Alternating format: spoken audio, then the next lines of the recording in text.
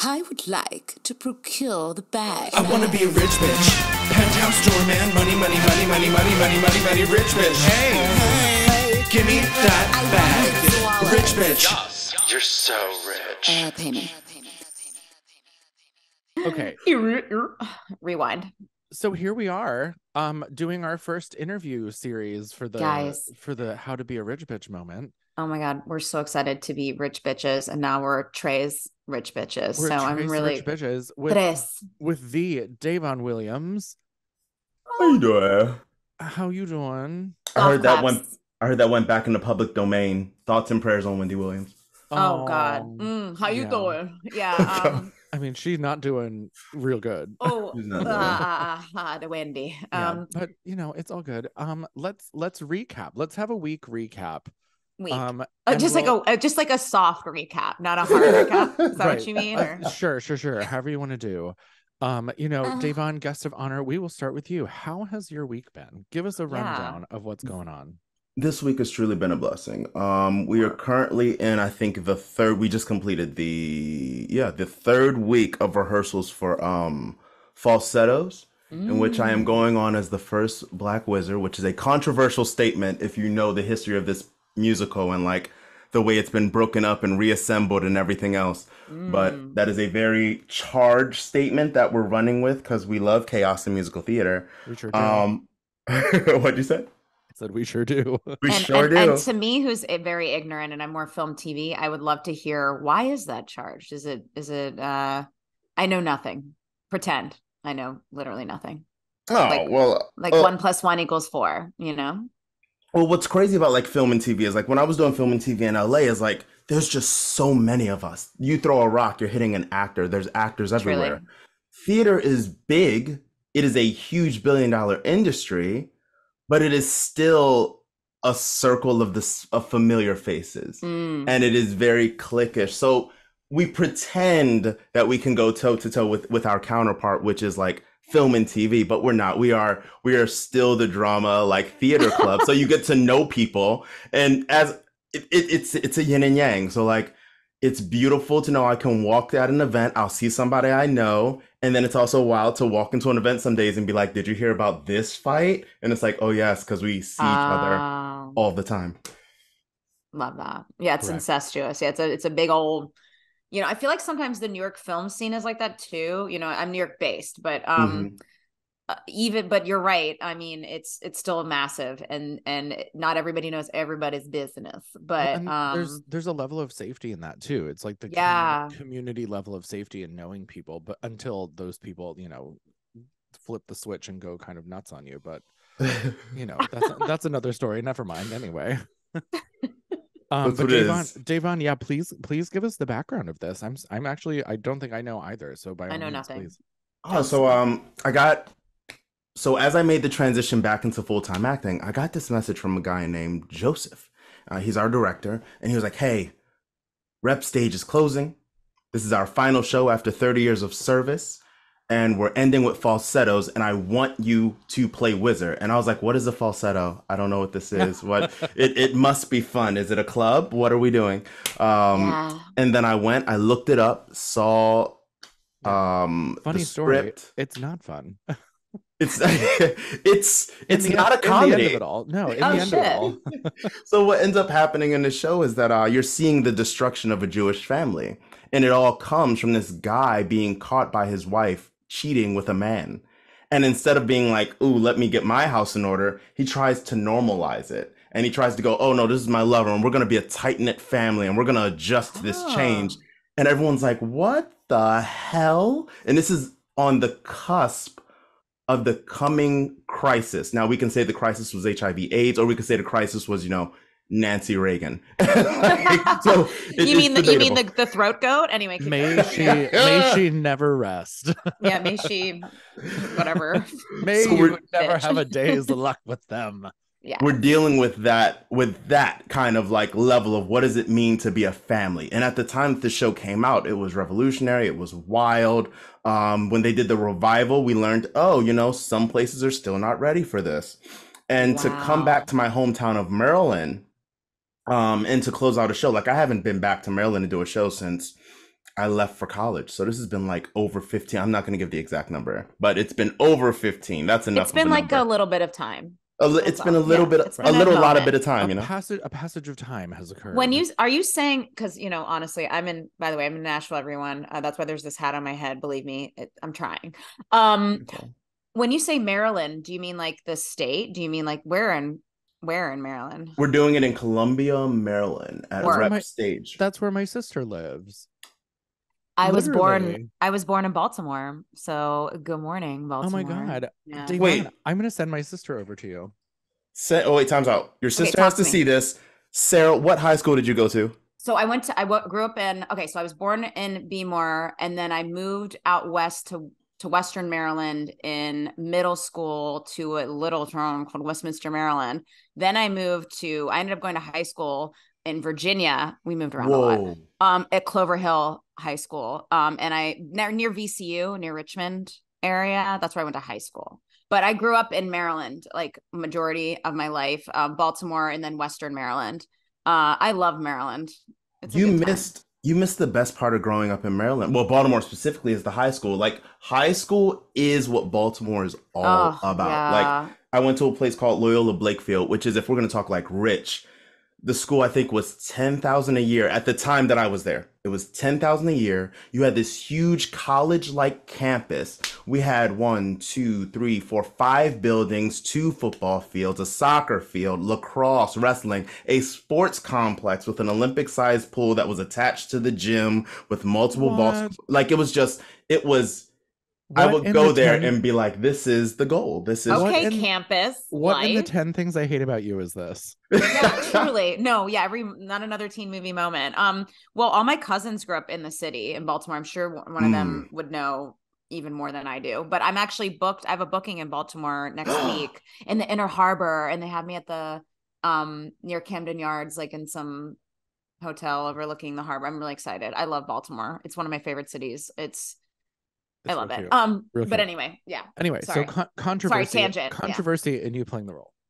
Oh yeah, so let's get to that. So I love your war paint, by the way. You're like giving right now. We're doing rich shit, and the rich shit that I want to do is show you how I moisturize with every product in my thing. So it's gonna be white. I'm gonna be doing a little bit of white face. My apologies to both of you. It's fine. Not offended. It's fine. But by the end of this recording, it will have blended in. So anyone watching on mute, if you can only watch the video, at least you'll get a how-to. Right. Yeah, because they muted us for sure. Face. Yeah, they saw my hat and they were like, mute. They're like, no, we're done. We're done. With like, this. Why is that girl with her weird horn shirt, the only shirt that would even be okay here, and then my hat? Like, who is she? We're done with this yeehaw, bitch. Yeehaw your ass down the block, bitch. We can't. No, but I have a skincare regimen that's like 9 or, because she's a woman of, who's 18. So you don't have to care now. Anyway, of course, as we do when we turn 18. Anyway, so why is this role controversial? Yeah, sorry. Oh, best believe, I think between the three, Ed has to be the Whoopi Goldberg of this, because we would just like, Wait, Whoopi Goldberg, like, she's high. Like, that's true. But she is the one that's like, guys, let's get back on track here. Okay, sorry. Usually I'm that girl, but okay. It's all good. It's all good. Today. We're bonding. We're freeform. It's bonding. Right. You guys because both of us know Ed. We're getting to know each other. Right. I love. I get to be the third wheel here. It's controversial for what it means. So like if we were to take it into 3 circles, the closest circle is, I don't know how my family or this school that we just talked about, this high school, my middle school, I don't know how they'll take it. Because it's like, oh, it's my homecoming show, but it's not Dreamgirls. It's not like ragtime. It's, hey guys, so you're going to come. I'm going to be the guy that wrecked a home, and then I'm going to die of AIDS. And this is the show. And we're talking about love. Please enjoy. Spoiler alert. Yeah. Yes, my Catholic Jesuit upbringing. Come on. I need you all to take this. But I'm excited for that. The second thing is like just the show itself in Columbia, Maryland, in the outskirts of Maryland or outskirts of any country. I mean, any state, you're going to be like, oh, Lord, here we go. Right. But this is a show that I think is really important to this community because, again, like we're all from pronouns to just what words mean in general. The concept of everything we know is changing. And all of that goes back to family. Who's it, RuPaul? We get to choose our family as drag queens. Like, everyone's choosing their family and redefining what it means to be a family. And I feel like we were right at the beginning of that conversation. I think 20 years ago they thought they had it. 20 years before that they thought they had it. No, we are really finally at a place where we can crack open what it means. Well, because we change, and because we as individuals change, of course the family dynamic is going to change. And Falsettos is such a great show to kind of point to that, because really, if you want to talk about it in 2023 terms, like, that show was so far ahead of its time for even making a suggestion that, like, a woman who married a man who has discovered that he's on the queer spectrum and is dating a man is like, hey, let's try and make this work as a family because there's a kid involved. Yes. Like, that's so 2023 to me. But this show is like, what, 1979, 1980? It was it's set 1979, 1981, but this was, I think this show hiccuped out before I was born and then really got its run in the 90s. Yeah. I'm so fascinated by this. This is also on Broadway HD. I believe you can watch the Andrew Reynolds version. It's on YouTube. It's on YouTube? Okay. It's so good. I love this show. Really good. That's fantastic. And also, Stephanie J. Block's Breaking Down is just... Well, you could just stop right there. Stephanie J. Block, period. Period. Right. But in this context of this particular show, like, her version of I'm Breaking Down is just... Sarah, if you can find it somewhere to watch, it is a masterclass on unraveling. It's so good. And not just relatable content. Yeah. Not just unraveling, but also comedic timing while unraveling. It's brilliant. She's brilliant. She's entertaining while she unravels.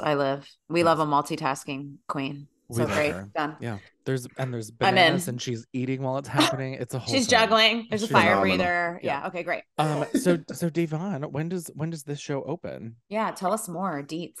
Previews April 27th. It opens officially April 29th, and then we are wrapping it up and saying goodbye to Rep Stage May 14th, aka Mother's Day. Oh, mother. How long was this, like, a theater that you, like, were doing things at in your youth? This is such a complicated situation in connection. So, like, they had someone, my very first acting teacher outside of, like, school, high school, was a woman named Megan Anderson who performed at Rep Stage. There's all these indirect connections to Rep Stage to where, had I been working there, I think working with Joseph would have been inevitable. Like, it truly does feel like a homecoming. Rep Stage, I never got to. Rep Stage directly, I never got to work with. But even the place where we rehearsed, when I was in high school, I competed for, like, a scholarship there. Like, I got money being in that space. So, like, we've always crossed paths in such different ways. And it's great to come into a community again where I was born and be like, oh, I guess I'm more part of this than I am. So it's great to, like, officially put myself into the legacy that is Rep Stage. It seems to, like, we've discussed this on the podcast before, that, like, the more you genuinely are yourself, you kind of find your way back to places that you were before. You find your way to circles that really embrace you, but also maybe challenge you. Being authentically you is being a rich bitch. That's what comes along with it. It's like you know what I mean? You stop giving a fuck. It's just like, it's the idea of, like, personifying the version of you that already has, like, millions of dollars and walls full of Oscars, and just being like, I don't fucking care. Yeah. Because it doesn't matter. I'm sorry. This is a revelation to me, because when this podcast was pitched, it was my understanding that we were going to sit here and talk about superficial shit and not take anything seriously. And now you all are trying to get deep. I'm offended. I know, right? It started when you put on the cream. It's soaking into your skin. It was all downhill from there. Well, you were giving us you were giving us like war paint, and then you were giving us white face, and then you were giving us Tin Man, and then it turned into King Triton, and it just had, like, so many different lives within such a short period of time. And as the moisture sinks into your skin, so will we. So here we are. So will we. So let's continue our catch-up situation. Sarah, you have so much to catch us up on. Please give us some tea. What's going on? I love how she feels. I love being like, oh, I know. No, not at all. Not at all. Not even mad. Not even a little bit mad. She's trying. She's not trying. She's doing. you know what? Just like any of us in this room, like we all work our butts off. We all know who we are too. Period. And you know, one of my bookings brought me to Tennessee, Nashville, Tennessee. And I had a booking down here. I can't really talk about it or the, you know, or the brand or any of that, but I can say I was in Tennessee, Nashville, Tennessee, when I was in middle school, briefly for 6 months. My family lived here. And then, you know, we were like, see ya, and, you know, moved. But it's really wild to be back here, you know, decades later, or maybe 5 years. We're not going to say age, but you know, it is kind of, it's been really cool and rewarding. And, you know, this booking, is one of this month is crazy. And I think too, doing this podcast and also like continuing to manifest and embrace that, surrounding yourselves with good people, doing good work, self-love, self-care does result in a lot of really wonderful things and challenging things that you need to come to face with that lead you to where you are. So I feel like, to sum up, I feel like, you know, this month is crazy. I'm in Nashville, then Baltimore, then back in New York for a photo shoot that I booked, work, love it. Then Austin, Texas. Yeah, and then I'll be in Chicago next month. So I'm just really, as an on-screen baby boo-boo, I'm just thrilled to be booking and getting the gigs. But I have to say, I owe it all to not just my reps, but like my friends and family and people who constantly support me, and, you know, and our significant others and our cats and our, you know, we are, my kitty cat. And, you know, just, yeah, it's been really cool. It's hot as F down here though. And I've been, you know, out in these streets today, and it's wild. So, yeah. Well, I mean, I think it's also, you know, yes, thank you to all those people, but you work your ass off, and like you make a point to be visible. So like, of course this is happening for you. Like, hello. It's also when you know, when you fire off a firework, people are going to look at it, and like, you are a firework match. Baby, you're a firework. Felt that coming, saw that. Yeah, right? No, right? He really set it up, and I love that. I set it up. I really did. Well, I love you. I love you, Ed. You're the best, and I'm so glad to meet Davon today. And I think that this has really been such a great journey, and we haven't even released. We've done nothing. We've done a lot. I mean, we've done a lot on the back end, but like, we always do a lot on the back end, don't we? It's only the back end, baby. Okay, so now we're gonna move to me. you Ed, tell us. You've had some really great things happen this week, just this week alone. Well, first of all, I mean, Sarah and I were blessed to be able to go to see Darren Hayes at the town hall, lead singer of Savage Garden. He VIP'd me in the DMs on Twitter. We've been talking for like a year, and I didn't even know he was coming here, and he asked me if I was coming to any of his American shows, and I was like, "You're coming to America?" I didn't know, because he's Australian.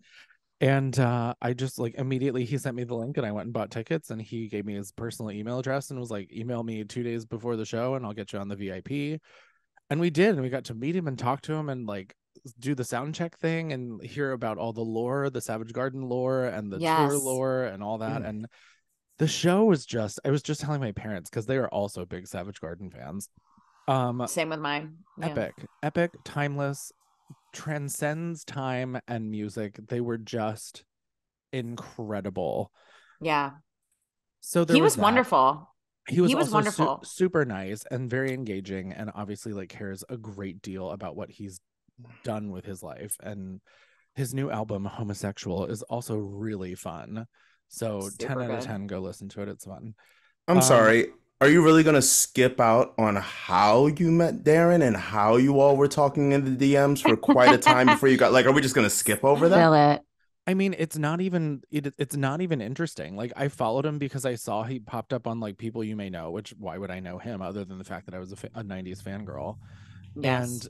And I followed him, and like, I don't know how much time went by, and then he followed me back, and I was like, oh my God. And so then one day his entire Twitter feed was gone, and I messaged him. I was like, hey, are you okay? Like, your whole account is gone. So I'm just checking in for the sake of everyone's mental health, whatever. And that's kind of what started it. And he just was like, no, we're cleansing the timeline because I'm releasing an album and whatever. So, you know, and that's kind of how it started. And, you know, it's not constant, but it's, you know, pockets here and there. And he's just a really nice, caring person. And you know, and then we got to go see him in concert, and the full circle moment. Like I just said to my full parents, circle, seriously. yes, I just said to my parents, if you would have told 1997 Edward that 2023 Edward would be hanging out like in VIP with Darren Hayes, 1997 Edward would have backhanded me and be like, "You're lying, bitch." Yeah. How dare you be so bold as to lie to this so face. that was like a highlight of the week for sure. Sarah and I went together. It was just we cried. I mean, I cried. Oh Two my beds God, and a coffee machine. 2 beds and a coffee machine. Ugh, so good. To the moon and back. I mean, hello. To the moon and back. But then today, actually, I was thinking about this while it was happening. I was like, I have to talk about this tonight with Davon and Sarah because I had such a bougie day. Like, it was so bougie. I got my ass on Metro North at 9 a.m. to go upstate to see my friend Jacob, who's now going to be my new personal trainer. I traveled. This was a 6-hour window of today. I left here at 9. My scheduled time with him was 11:30. I finished at 12:30. I went back to the train. I got back to my apartment at 3, and I scheduled a massage with my friend Gregory. Absolutely. He came over and like ruined my body to filth in a good way. And I took a little crash nap before I ordered some Thai, and now I'm here with you guys. Like, if this could be my every weekend, I would be the happiest person in the world. But I'm over here like this is the rich bitch component. I'm over here spending money. Like, I'm like, yes, the millions are in the bank. It's fine. I have a trainer. I have a personal massage person. How much is the massage? It wasn't much. It was like $100 for an hour, and I Ubered his ass up here from what? I know, but I Ubered his ass up here from Queens because he's like way out and in the middle of moving. So it was $400. Got it. Yeah. I'm sorry. No. I'm sorry. Let me bring this microphone closer. There are things, Ed, in which we're trying to tell a story, and you keep skipping the rich bitch components. For example, when I heard I went and got a massage and body got wrecked, I went, oh man, what was it like going back home? No. He came to your place, wrecked your body, and then you just went to the bed. And then he left. Yes, I did went to the bed. I just like the table was right next to the bed. I like semi-rolled over. Oh my God. with my little Brita water bottle thing. The thing is, I love getting massages. That's the worst part, is when it's over, you have to go home, and then it undoes everything that they just did. So I don't 100%. Get massages. I don't get massages often, but when I do, they are in my apartment, and I will pay the extra because I am not going to go home afterwards unless you are willing to house me there overnight. It's not happening. You're coming to my apartment. How old was he? He's my age. I know him from catering. You know him from catering? Yeah, we used to bartend together. Oh, what's he look like? He's cute. He's I won't share details on camera, but he is from Dynasty. Like, you would recognize his last name. Okay. Anyway, he's a lovely human. I adore him. He's in the creative field, and we love and adore. See, this is what I'm saying. Surround yourself with creative, magical people. Where's his girlfriend? He is a homosexual. See how we snuck that in there? See how you do that, Sarah? I was waiting for that. No, listen. If you didn't do it with your big red cup sipping that tea, I would have done it myself. I would have done it myself, but you had the cup ready. Right. Davon is very good at silently reading people to filth without saying a word. One of my favorite special skills in anyone. It's the eyes over the mug for me. Yeah, just the eyes. Just like what tea is that? What tea is that? Yeah, what you drinking? It is a full disclosure. It is a senna tea. Just because it's every now and then I like to detox, and I'm taking this weekend to just rejuvenate. I also haven't been in my apartment for a minute, so I took this weekend. I left Maryland, came back up to New York, and I was just like, I'm just gonna take this weekend and just sit in the studio and work some stuff out. So that's what this weekend is about. And I was like, let's invite Ed and Sarah in. Yeah, I love that. I love that you thought of me. That's so sweet. How kind of you to how kind of you. Ed, though, so you got massaged, you got masseused for the gods, and then you rolled over. Yep. And you took it. He took an Uber and I took a nap. I love that. Which is how it should be every single time. Does he live far? Did he have to come from like a far? Yeah, like middle village. OMG. I don't even know where that is. It's on the M train, apparently. Oh, I just know it's in the middle of a village somewhere. Yeah, but I mean, between That's all I like know. the Uber and the actual massage itself, it probably costs what like the average massage would cost anyway. So, Damn. and I got to do it from the comfort of my own home with my air conditioner on. Priceless. Priceless. Priceless. These are rich bitch moves, guys. Like Yeah. I can't afford to do any of this, but I'm doing it because I want to take care of myself and be a happier person, because a happier person makes more money. Yeah. It's true. And lives longer, hopefully. Right. And with money, it doesn't matter how long you live. Yeah. Honestly, as long what as I you can... have it. I remember I had a voice teacher a really long time ago where I just said something. I couldn't have been older than like 19 or 20 years old, but I said to him, I was like, I just want to be rich. And he's like, well, money's not going to make you happy, and no one in the arts gets rich. I was like, look, if I'm not going to be happy without money, I might as well be not happy with money. So yeah.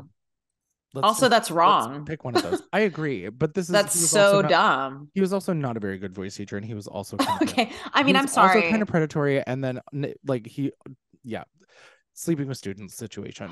But like, you know, at least they were of age. Keep that tea in the frame. If I had some right now, I'd be doing the same thing. I need to get a cup. This is again Davon's like read to filth eye contact of like, it's wonderful. I'm just actively listening. Right. It's curiosity, it's judgment, it's all the things. But sorry, go on, Davon. I don't mean to cut you off. What I love about podcasts like this is like, you know, my podcast, like the one that I used to have, because I'm promising myself I'm not coming back to that. It was so investigative journalism. So I had to pretend I had to be like serious, and I had to like ask these follow-up questions. Like I've gotten very good at like axing. I've been in Baltimore again. Axing. You have. I've been very good at axing like really good follow-up questions, or just questions that lead to what we're trying to get to, how to get people comfortable. But in situations like this, I can just be myself, which is goofy. And it's always funny. People who've watched that podcast meet me and they're like, you're so goofy, you're so silly, you're so like, and I'm like, yes, like when we're not talking about embezzlement, like. Well, see, this is such a good transition because Sarah doesn't know. So like, I think this is a good time to talk about the receipts. Like let's get the rundown of the receipts for Sarah, and then like we'll ask follow-up questions. I will be doing the follow-up questions so that you don't have to. Sarah, you know how karma works, right? I absolutely do. Keep that in mind. What you give is what you get returned. Yep. Boop. Here's karma in real time. So during the pandemic, I was like, what the hell am I gonna do now? And I was like, you know what? I'm going to get to know my union more, because before the pandemic started, I was doing a production of Oklahoma. I got hit by a Mack truck during the production, and the theater gave me a faulty bike. So the brakes didn't work and all that. The union did not follow through or help me the way they should have. So during the pandemic, I was like, you know what I can do while I'm healing?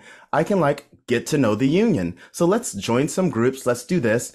And there was an election taking place. How fun. Turns out that this guy was getting like rained upon because they had uncovered like racist tweets and suggestive tweets, and they were trying to knock him out of running for a unpaid position at the Equity Building Association. Not a union, but an association. But they were doing everything they could to knock this man out. And I was like, well, has anyone talked to him? And no one wanted to talk to him. Everyone was casting judgments. And I was like, what if I just did like a one-off interview as a troll? Like, let's get to know a racist and blah, blah, blah. Mm-hmm. So I'm doing my whole like investigative journalism thing. And I had learned this from like years of doing speech and debate, years of working over in Hong Kong, working over in other places. And I was like, I get to use these techniques and things that I've never really gotten to do because I'm an actor. What do I know? So the first episode, I'm talking to this guy. We hadn't met. We're on a Zoom just like this. And the conversation starts with me going like, hello, how are you? And he goes, how are you? How's it going? And I'm like, what is this? What is happening? What? I can't eviscerate a man that sounds like this. No. So I'll just listen. So I had listened. We had done some pre-interview stuff. I had some follow-up questions. And it turns out that he was a very flawed man, to the surprise of no one. But he was correct in the idea that he was being targeted. So I was like, well, let's let's keep going with this. So the second episode, I was like, what if we got a bunch of people who are dealing with like real issues? Because the issue I had is the people who were calling him a racist were like white women running for office who never asked the question of, well, what does real racism look like? How do we solve this issue? How do we turn this into an empowering moment for Black people? Because I feel like in that election, Black bodies were being used, but they weren't being taken care of. So we got Stephen Bongardus, who was the first Whizzer. He was the first Whizzer from Falsettos to come onto the show. He was running for president, and his job was to just listen. So we had people come on, and person after person would come and tell their stories of how they were mistreated in the theater, in the world, in the realm of theater, how they were mishandled and how their Black bodies weren't taken care of. And then the idea was that Stephen would go back, because if he lost, which he ended up doing, unfortunately, he would take that information back and hopefully something would become of it. Couple episodes later, we start catching a little bit of momentum, and we end breaking stories. We learn about electioneering. We get the president at the time, Gabrielle Carteris. Yes, Gabby. We got David, the executive director, to come on. David White, but he's Black. And I'm just, right. Let me be clear. That was the twist. That was what? Also, he is not insanely dope. I'm obsessed with him. I love him. He's so smart. He's so smart. He oh my God. If that is who I want for equity, but they can't afford him. Like one of my union SAG-aftra is doing great because of that kind of leadership and equity, man. Ugh. Just pay the bill and let that man lead. I let him. I learned. When I got involved too. He was the executive CEO, like executive director of the whole entire union. And to hear him for 5 years be just so unequivocally calm and rational, but like so passionate and smart and just brilliant. I could listen to him talk for like 80,000 hours. Just like listen. So amazing. Keep going. Sorry. It was beautiful. It was a beautiful episode. And they handled, because again, it was one of those who shot first, because equity was trying to do these film theater things. And SAG-aftra was like, hey, Henny, that's us. Like literally, we have written out that if there's a microphone and a camera, it is us. What are you doing? Yeah, we negotiate the contracts. Our lawyers do that. That's how you got it. That's like, how you got it. Yeah. Right. But so equity with the audacity. And the thing's like, SAG-aftra knew they were hurting. They turned a blind eye. They worked a deal with them. Yes, and then they did. equity went for the kill. They were trying to like claim, they were trying to colonize. They were trying to, it was just craziness. But it ended. And then from there, I did a couple of specials. And then season 2 was all about, did the Cats National Tour suffer from embezzlement? Were these actors cheated out of money? This was the most epic thing. Like I remember watching this in real time and just sitting at my desk being like, like everyone was collectively like clutching the pearls. And there were people in the comments that were like, Davon, hire security. You need to be protected. Like everyone protect this man. Someone is going to come for him. So Sarah, this is how it happens. Remember when I talked about karma before? Oh, yes. Originally, I just wanted to troll equity a little bit, get a little bit of help, make a couple of funny jokes, throw my ass in the club, and call it a day. That was the goal. I had just moved to New York. I am very new, did not expect this amount of access. So when they first came to me being like, hey, we need your help. We think there's been embezzlement. I was like, oh, you should go to the cops. You should go to like an actual person who will help with this. And they were like, we can't because no one wants to touch it. And I was like, maybe they don't want to touch it because it's not a story. Maybe you're wrong, could possibly. So I was like, show me what you have. I'll look it over. It's 3 a.m. I think I called dude back and I was like, is this real? And he was like, yeah. And I was like, no, seriously, have you given me fake documents? Is anything about this fake? And he was like, it's real. This happened to us. And I was like, I'm dedicating this entire season to you. So we got a bunch of people, like actors and everyone. I was like, look, this is what's happening. So bad right now. Me too. I was like, we're going to form a story. We're going to try our best to tell this complicated story. And then the season finale, we are going to drop a bomb, which is this situation. We had plotted out stuff that was taking place. We had side things happening. For example, the first episode, we just threw out that we're writing the Black Theater Matters bill, which was a whole bunch of issues that could be solved. We like authored it, we wrote it, we had a bunch of interviews, we got over 500 people to participate. Wow. And who got that fucking past? Davon Williams changed the entire face of the industry single-handedly. Epic. Because you gave a shit and you got involved. Because you asked the right questions. Well, I wanted to run a campaign so I could go into season 2 talking about it. I didn't expect to win. Like, again, it was a joke. It was like, literally, it was me interviewing other people who were running and making fun of their background. It was that, like, if you go to the election page, it was me trolling, but people took it seriously. But again, there were people who would come on, like Yana Mastecki came on, and she was one of the New York Times women who spoke out against like a sexual predator. And I didn't expect that to be the interview. I cried. I was like, oh my, this is serious. And yes, we're playing around with like actors' egos and stuff like that. But there are people who are dealing with real life shit that the union needs to like step up and deal with. So it was a moment where I was like, oh, this is getting real. Yeah. Covered that like the Negro Actors Guild had an incredibly important part in building actors' equity. They had an important part in negotiating SAG-AFTRA, SAG's creation, and all that history was wiped away. And we have found that equity ended up taking credit for some of their stuff. It was the Negro Actors Guild that got the union their first Black president, in Fred, and it's just wild how like all that information was being covered up for some reason. I mean, not to derail the conversation, I want to go back to this for sure, but like, I am the least bit surprised, especially after the 2020 of it all and everything that happened there with like the Black Lives Matter marches and all the learning that was done on a personal level, but also on a collective. Again, I saw this Tom Hanks video today about like the Tulsa massacre. Why is that not taught? Because it's not in the best interest of the common denominator. And so like hearing that equity is taking credit for this organization and are covering up the fact that it even existed and their hand in it, like also doesn't surprise me. I think maybe in 2020, if I would have heard that, I would have been like, but now I'm like, yeah, that tracks. Also, we're supposed to be, artists, blah, blah, blah. We care about people. We want to tell stories. Yeah. Not all of them, huh? Apparently, just the ones that suit the common denominator. Right. Anyway, sorry, Davon, please continue.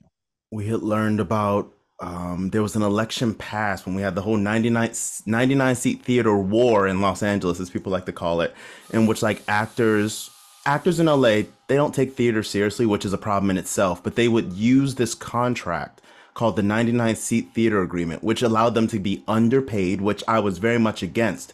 But some people, that was their way of making it into Hollywood. It was literally a launching pad, but they didn't realize they were devaluing a whole entire business, a side business, other business. So from there, I had learned that one of the people on council ended up bullying this Latino woman to where she wanted to kill herself. Like there were just things where I was like, these are her, this isn't becoming fun anymore. This is almost becoming like a mission. We have to get these stories out. So that ended up happening. And then once I started breaking more stories, then came the angry white women who would just started attacking. And I was like, oh, there's smoke. There must be fire. This is getting really real. So we started rallying. People started coming to our defense, like Stephanie J. Block, also from Falsettos, and just other people just started rallying around. I found myself in a meeting with Kelly O'Hara and like Eaton Espinosa and KO, formerly like Karen Olivo, like all coming and being like, we see what you're doing. We understand you are new. We understand you're putting your career on the line. We have your back. So by episode 5, we are on fire. We're getting the people up, and then we do this special. We do a couple of specials. Like, for example, there were regional contracts that weren't being approved. So we broke that story, told that story, and then the next week it got approved. So Equity had a town hall. I know, I don't even want to. There were a lot of times I was like, oh, look, a problem solved, and we're going to pretend like it's just timing. It's just happened. Crazy. So Equity holds a town hall, and we go, you know what? All of my shows were live, but we're going to do this immediately after the town hall, and we're going to get live reactions. So we ended up getting live reactions from people who were past guests, delegates, and stuff like that. And that's when we decided to break the news that this cat situation had taken place, and it blew up like fire. People were watching past episodes and going, "Oh my God, he's been laying the breadcrumbs the entire time. Like he's known." And what changed? It was the long game for me. It was like, oh, I see. just letting people lie to us for like episode after episode, letting people make statements, and then knowing that we had the proof that they were lying. So part of the issue is every show at Equity has to be bonded, and that means essentially they have to give a certain amount of money, so in the event that the show runs out or something goes wrong, the actors are paid. Yes, that's the first issue. Now this is important because the entire union was built on the back of the idea that there are protections such as a bond. Now in the Black Book, as they like to call it, which is like the book of all the rules and things that they've created, amendments and all that, it was declared that every show had to be bonded. And what we found out is that this show was not bonded. There was already something backhanded taking place. I got a USB after interviewing the companies and people involved. Someone leaked the actual documents. And what we found was, one, the show wasn't bonded, but two, we found out that the show had recouped its money, which meant that the actors were owed money.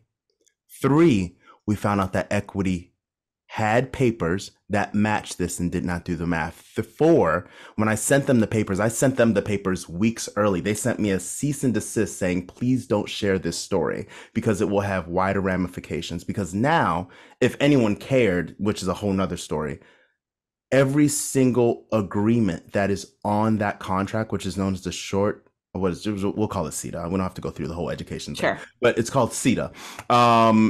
Every contract, every show is now called into question. And that's show after show. It's so many shows. You name it, it was probably on CETA at some point. And should be. So what a domino effect. And also like, it just shows like what, not being just inept, but also allowing yourselves to be, as a union, be bullied continuously or not paying attention and being negligent at best. What does that happen? It hurts so many people. Well, part of the issue is what we soon realized when we were investigating this is that part of the issue was coming from inside the house. As in, there were people working who knew this was happening, and either they were turning a blind eye, either they were unqualified, or there are kickbacks taking place. And that third one was the scariest part for me, because I had a tough time believing that someone who is not as heavy in the Equity building or on governance was able to crack that open, and not any of the counselors, not any of the workers, and not any of our financial gurus. I find that very hard to believe. So that was the big aha. And then once the show ended, the money that was owed just happened to show up, and the actors ended up getting paid. And that was the moment I was like, and it's time to sunset this show. I'm ready to go back to acting. Wow. Yeah, it was epic to watch that unfold live and like watch it all happen. I mean, literally, I know that there were people who were like genuinely afraid for your safety. And to a degree, I mean, even after that was sunsetted, like I remember thinking like, I hope he's okay. Like, haven't heard from Davon in a while. Like, Good for you. Has he been whacked and taken care of? Like, who knows? Because no, truly, it is scary, because the people who sit at the top, they like it up there. The view is pretty. They don't want to come down. They don't want to get knocked down. And so doing anything that they can, and we see this across the board with people who are in the top echelons of whatever the thing is, you know, they'll do whatever they need to stay up there. I think the hardest part for me, it was never doing the show. Like, I was never afraid for my life. Like, of course, people get popped when you're like dealing with money and stuff like that. But for me, my biggest concern was always what would happen after. Because people will let you ride for a little bit, but will they let you have a career? Like, again, this is a very incestuous. Totally, but you were proving them wrong left, right, and center. You've worked nonstop for the last year. I mean, it's been a blessing. I'm excited to take it to the next level. I'm ready to go and see what's next. Hopefully cross a Broadway stage and get my ass back to like Los Angeles, or like get back into film and TV as soon as I can, because let's go. A lot more peace there. A lot more peace in commercial and film work. I will tell you that. Yeah. Let's talk. But But yeah, the seriously. I mean, literally, you're in the exact right room you need to be for that. the other part of that was also like the mental toll of it. Oh, yeah. One, I thought like, well, what happens to, because the reoccurring thing I saw was that when you have people who don't work a lot, when you have people who are asking like, what's my legacy gonna be? Because they are starting to realize, oh, I'm not gonna book. I'm not gonna be known for my ability to handle text and sing like Stephanie J. Block. I'm not gonna be able, like, it was interesting who came to help me. Again, Kelly O'Hara, Laura Benanti, K.O., Eaton Espinosa, like these legends came. The Mirandas at some point came out. I started working for them a little bit, just fiscally taking care of me. But these are the people who at this point have broken to a place where they're like banks, too big to fail. Like they could protect.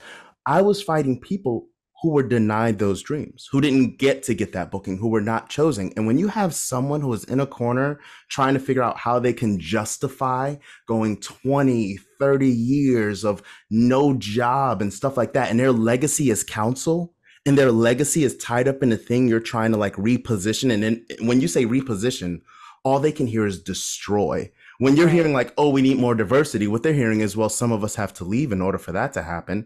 You're going to get such poison. And at the time, even leading up to that episode, it was very toxic. There were times I would hear people describe me and say awful things. And I'm like, you've never met me. Like you've never, and I understand you're upset. I understand jealousy. I understand how all that works, but it's like, you've never met me. I got to work with some of the people who were like passionately anti-Davon at the time. And they're the main people who were like, I didn't realize you were funny. I was so caught up in this and caught up in that I never took time to go, wait, that's a human being putting himself on the line. And what was also very tough for me was just like living with the stories that took place. Like I still think about Yana Mastecki and like the idea that she was a cautionary tale, and the idea of she came forward in the New York Times, all these women came forward and nothing happened. That person continued to work to their death. And then when they died, their name was read in the room as someone to honor. I think about the fact that the convention, the equity convention, ended in a walkout because people showed themselves being racist. I heard about this because we have our, SAG-AFTRA has our convention. I was on the national board, I think at the time, or the New York board, either one. And we had heard about this. I mean, that's wild to me. I was at the center of it, honey. It was the Black Theater Matters bill. And it got passed. I gave the speech of my life. I remember just being up. It was the mountaintop speech where I was just like, this has to end. And what shocked me is Kate Shindle turned around and said, you're right. Like, we're gonna shut it down. And I did not expect that. Because again, like when you're coming so hard and she's at the top of the mountain as the president, you hear noise. You think, oh God, who's attacking me now? And I think in all the fighting, I think she always thought I was anti-Kate, even though I voted for her against like Bogey. But like, I understood the position she was in because she was trying to balance. And again, it's her legacy. It was her baby. The convention was her thing that she pushed, and it unveiled so much. I think about like some of the stories, like there was a Black woman who ended up being disabled, working a contract, and was completely abandoned and not helped. And has like, she cannot work again. I think about, there were so many stories that even to this day, it's just like, I need to figure out how to release this. You ever read the book, The Giver? Yes. Oh my God, it's one of my favorites. It's on my bookshelf. Yes. It's that. And like, I think Oprah spoke of it once, and people who do those kind of interviews were like, people are putting their trauma on you and you're digging in it. So not only are you reactivating them, but you're also just like taking that on and like having that moment in real time. And I remember even the final episode where we do the whole cats thing, I got a message from someone being like, hey, I used to work at Equity. I'm an actor and I want to talk to you about like what took place. And I was like, on the show, I didn't vet you. What are you talking about? So he tells the story and I'm like, you know what?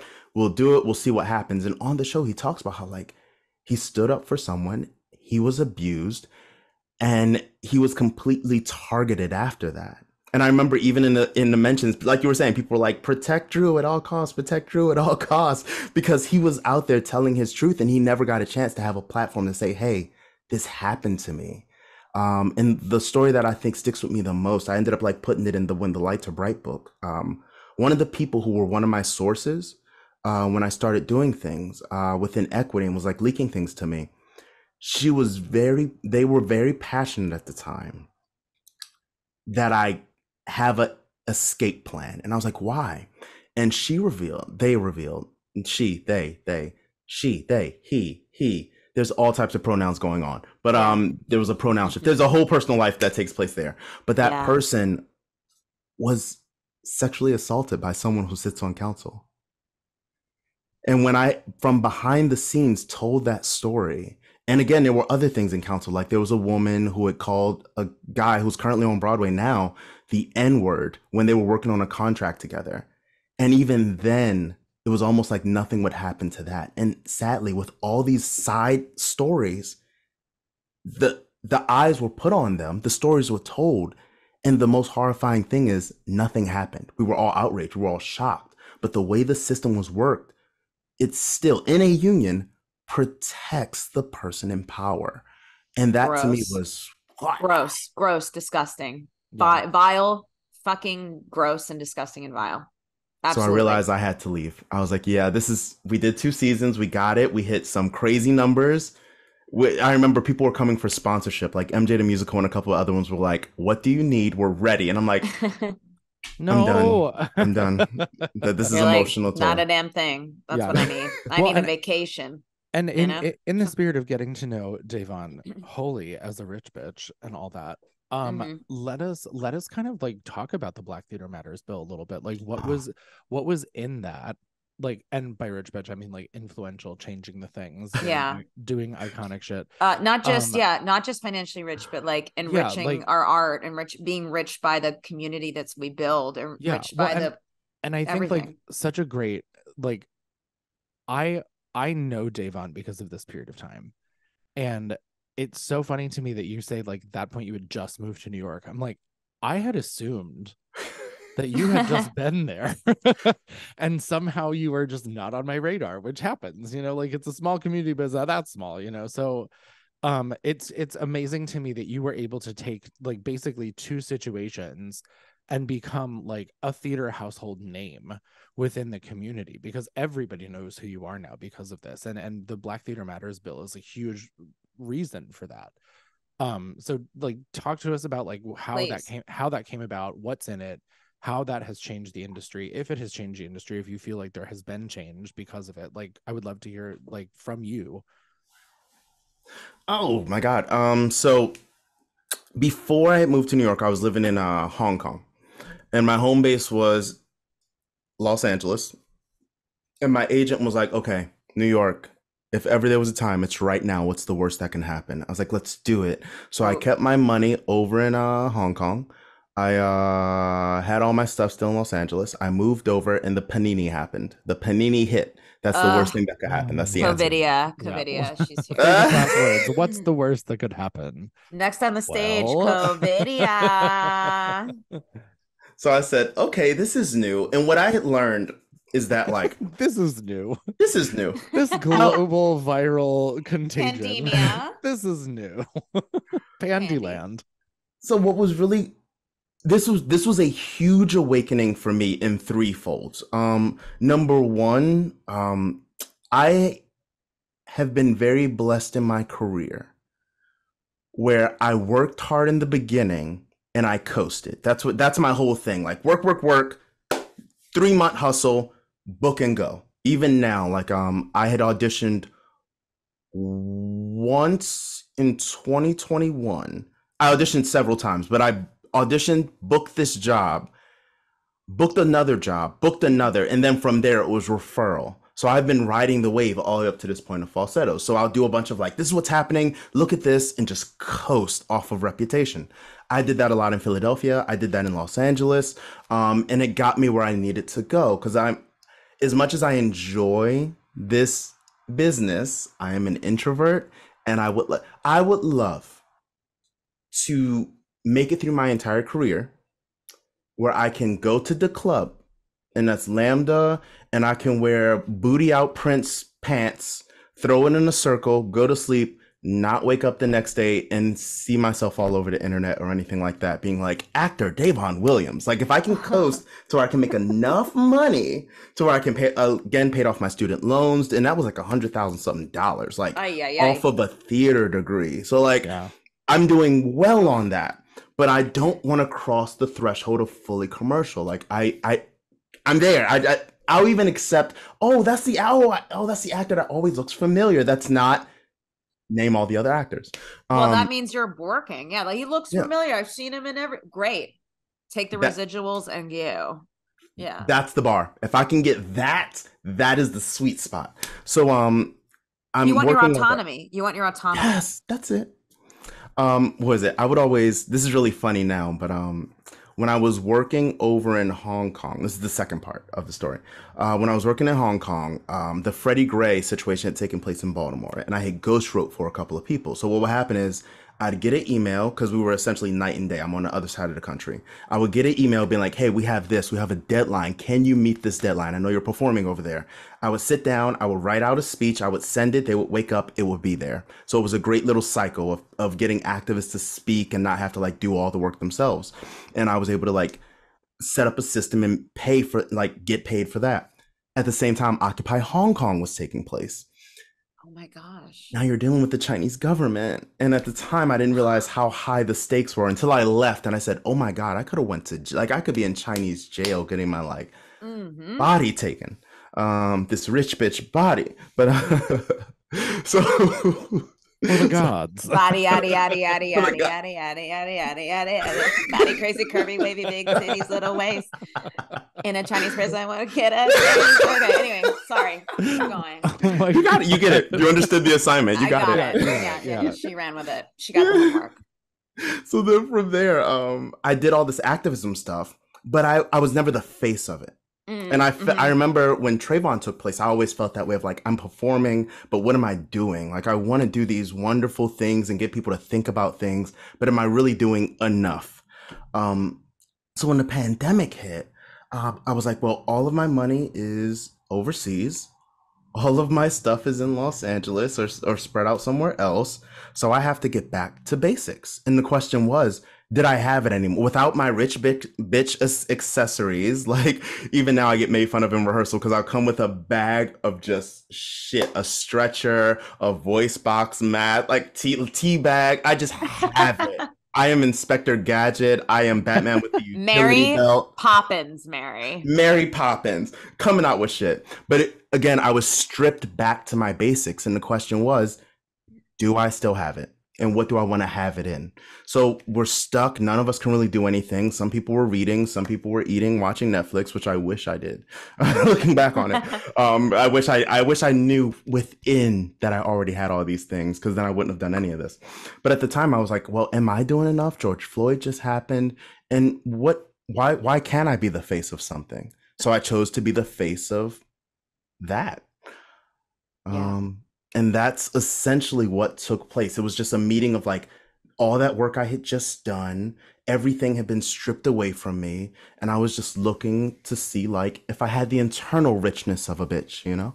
Right. Obviously rich. You do. Hello. Yes. Velvety richness. Yeah, no, I think that like, honestly, it was like your calling. Like it's right place, right time, right mindset. You know, everything that you had built in your entire life kind of brought you to this, like within the pandemic of it all, brought you to this moment. And I think that's really great that you kind of just ran with the flow. You know what I mean? You like went with it. Like you saw that. And also because of that, like people know who you are, and you're like running on a reputation in a different way than before. And that's not to say that if any of that wouldn't have happened, you wouldn't be working in the same capacity anyway. It would just look different. Yeah. And so like I'm curious to kind of like touch back on like how you think from your perspective, like having the Black Theater Matters bill passed, are you seeing like tangible change? So that brings us to part 3. Great. So what I had learned in all this is that, I am qualified. I'm qualified. So what can I possibly do in this position of power? So when like Gabrielle Carteris was there, we would have these moments where I would talk to people before the show and after the show. So it would be time just for us to like chat and get to know each other. Because again, I wanted to be very clear with all my guests that like, yes, we are doing a show. I am going to ask questions. I'm going to try and make it fun as I can, but we're dealing with real shit. But also know you're dealing with a clown. And if you get lost, I'm going to get you back on. If you want to take the steam out a little bit, I'll take it with you. You're dealing with, in a discovery to myself, a personality. Like, we got this. You're fine. It is nothing safer. Let's go. And that's how I was blessed to get all those guests. But in doing it, I would interview people off camera, on camera, and I got into 500 people. And just looking over my interview notes, I was like, there's policy here. And I know how to write policy. Let's do it. So I wrote it up. We would do these revisions. I'd have these meet and greets. I would have these moments. I would try and get certain sections and stuff done. And we presented this bill. The first one dealt with, I think the very last one, let's go back. I forget the order. It's been so long, but I remember we ended up with 10 articles because there were things we negotiated away. Like, there was something for international artists, but there was someone so passionate about doing that I was like, oh, that's going to get passed. Let's do that. There was stuff for caregiving because personally, caregiving is becoming part of my family's life as we're dealing with like someone with dementia and things of the like. So this was something close and we had to like shelve that. So we had these 10 articles that we knew we could get passed. One being about education, in which we backdoored some of the articles. So other people would present them in the event that they did not pass. The first one was creating a new, history and restoration, and the job of that committee was to sit there and figure out, okay, what's the actual history of equity? How do we highlight it? How do we apply for grants and fellowships so that just grants, where essentially we can maybe bring dues down based on our history alone, which the committee was created, but again, you have to have people in the system who will follow through on that. And that requires work. And when it comes to work, everyone isn't really there to do the work as much as they are to be seen. And that's part of the issue with our union. Unlike SAG-AFTRA, where like you have a good amount of people who kind of, you get some, Sarah, you got some. Listen, I've had 16-hour sessions with some people and you're just like, hey, honey, I know you want to talk, but let's make some change. Let's actually make some policy happen. And you're right. There's a lot of people that maybe don't want to put in the work, but they just want to be heard. Yes. And the thing is, we're only as strong, especially as unions, as our collective. That's why it's called collective bargaining. That's why it's always about like us as a whole, which it should be. But when you have somebody here that is not there to put in the work or isn't backing what we've been working on for hours and hours, it can really derail something and also really slow it down, unfortunately. So you're absolutely correct. I mean, this is really like, hitting me in a lot of ways because, I love hearing about your involvement in the union because it's like, I think my first board meeting was like 2017, 2016. And, here we are now. And, now that I've been around the block a while, it was just like, this is really hitting me on all sectors about this is the process. And SAG-AFTRA does have its messy processes, but like you're saying, we seem to get it together when there needs to have something to get together. And we also have the funding, to be given, to be real. That's the real. That's the real. That's the real. Because like we have these are two of the same quote unquote art form, but they're very different in scope. They're very different in the way people ingest them. They're very different in how we create. Yes, they are stories being told. They're done by artists, actors of all types and sorts. But unfortunately for theater, like the back end, we keep talking about it, the money, the back end, everything else, it's a lot easier for something to be in celluloid on film and live forever and still recoup things and be seen than it is for something that's live. And so for you to get in there, especially as a newbie person, you're not, because you've lived your whole life doing theater, but as a new person inside of this societal, this whole thing, this weird whole guild, this weird guildness of it, the guildness of it all. Yeah. The Guild of Radnor. Then you got in it and look at what you were able to do and change because of your fresh eyes, because of your viewpoint, because of you knowing that there's something lacking here. And I think that's what we need constantly, just as the country needs to be shaken up, unions need to be shaken up. So it sounds like you were there for that. Well, the cost is very high. So for like example, another article was essentially just getting the people who have passed away acknowledged. So this is what we had discovered in some of our work. After 5 cycles of not paying your dues, everything that you've done within the union is deleted. You do not exist. That's what we had discovered. Yeah, as in like you could be working for 40 years straight, not pay for 5 cycles, you get deleted, which means in death, you do not get acknowledged unless you are a celebrity that can get a lot of likes and retweets. Disgusting. So in the bill, what we were able to do was create an in memoriam in which every month, everyone come on Zoom, they come in and then they essentially talk about someone who has passed and have a moment to share that within a group of people who are also sitting Shiva.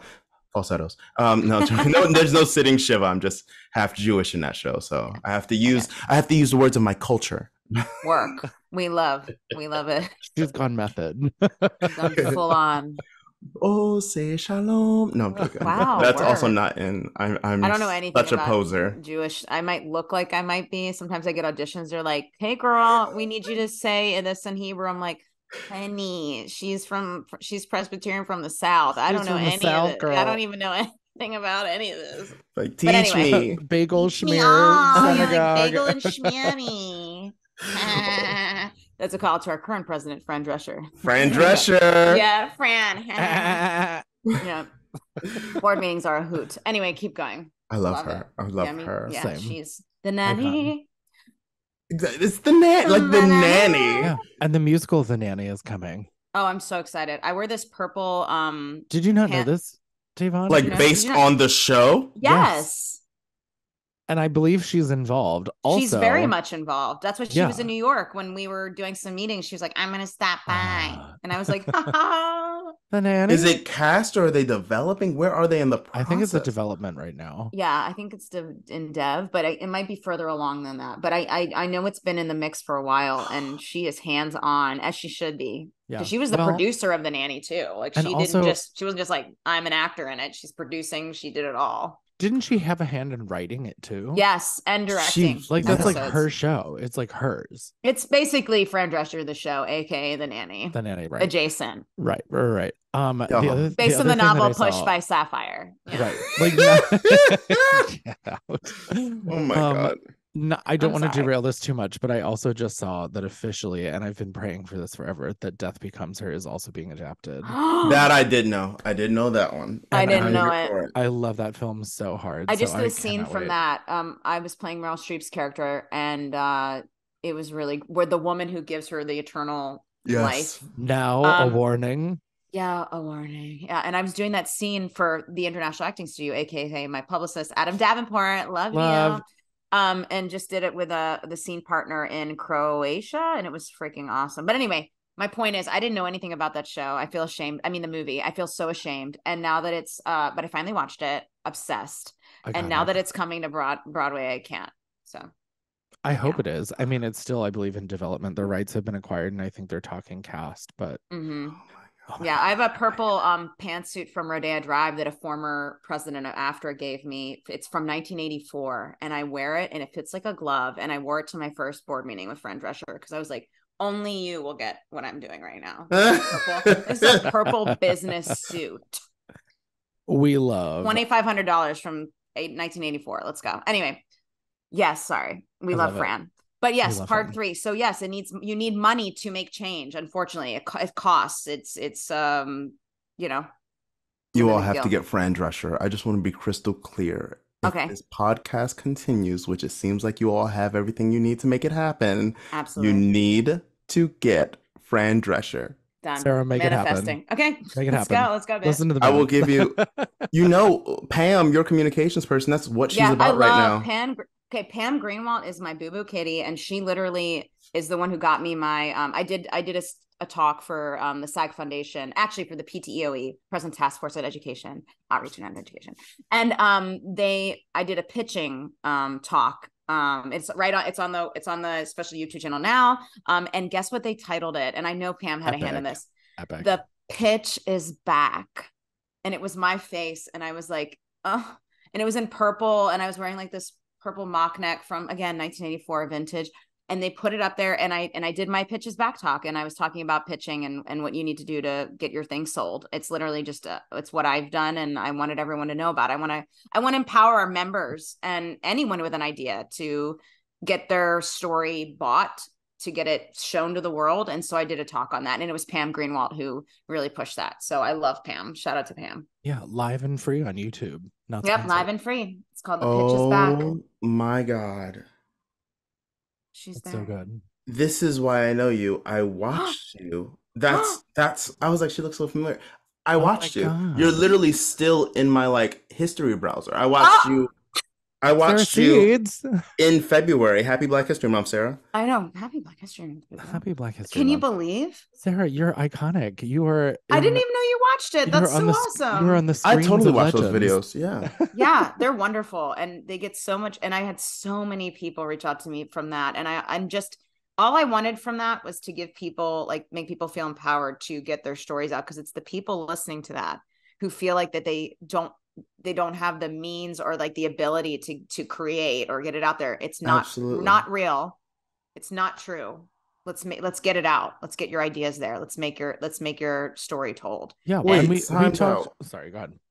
What is your hair? Is your hair normally like it is in this picture and in the presentation, or is it what? Okay, so this is your normal. So this is no. Everything is okay. So my hair goes with the wind. So essentially, whatever climate we're in, that's what my hair is. I've never done anything to my hair. This is me working all day out and heat. And what you see on the podcast, that's literally just I took a shower and then came on. I mean the pitch thing. So you're just seeing what my hair is. I don't do anything to it, like at all.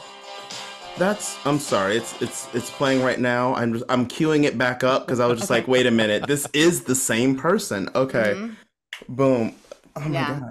That's so wild. You watched that. I watched the sag-aftra videos like no one. I watched those. Like people watch TED Talks. I'm like, oh, this is great. Because they're so incredible. I watched them too. And I think that's my third one I've done. That's the only one that I've done solo. I did one with my co-producing partner, Lindsay Elizabeth Hand. Hey girl. Hey. And I did one in deep lockdown. Me and my boo-boo Dorian, my best friend, we were also content creators, and he's Afro-Caribbean and I'm, a female, and we have a gaming series stream that we did that we started to make money off of over COVID. And it was so weird how that was just so crazy. Like we were like, wait, what? And they're like, whoa, you guys playing video games? Like, yeah, it's just not a white dude. Like, it's not that crazy, but it was like so wild. And so SAG-AFTRA had us do a together talk as well. But this was the first time I got to create the entire syllabus because it was just me. And it just felt so wonderful to just talk about, get your ideas out there, y'all. Like, get them out there. We need to hear them and how to organize it. It's not as daunting as anyone makes it. And I hate that. Also not as expensive either. We talked about this last time. People are shooting film on their phone. Yes. Yeah. And figuring out, as long as your sound doesn't sound like later. A toaster or an echo chamber, you're good. Right. Just please make your sound be good. I don't remember if I told you this. There was a production company that I follow on Instagram that I was like, oh my God, I love their concept. Like, so cool. Love what you're doing. Very forward thinking. We love. And then I went and watched one of their newest things, and anyone could probably hear this, but having worked on sets and whatnot, the boom mic was here and the actor that was over there wasn't mic'd, and it sounded like you were talking to me from 100 miles away. And I was like, I am scratching you off the list of people I can work with. This is terrible. See, if you're not sound is the number one thing that you have to spend money on, aside of everything else. Like, if you're going to spend no dollars on anything else, spend it on sound. Because if I can't hear you, it doesn't matter what you look like. And crafty, take care of your actors, of course. Come on. But you can fuck with the picture as much as you want later. Just color correction and filters and everything. Do whatever. But if I can't hear you, you can't fix that later.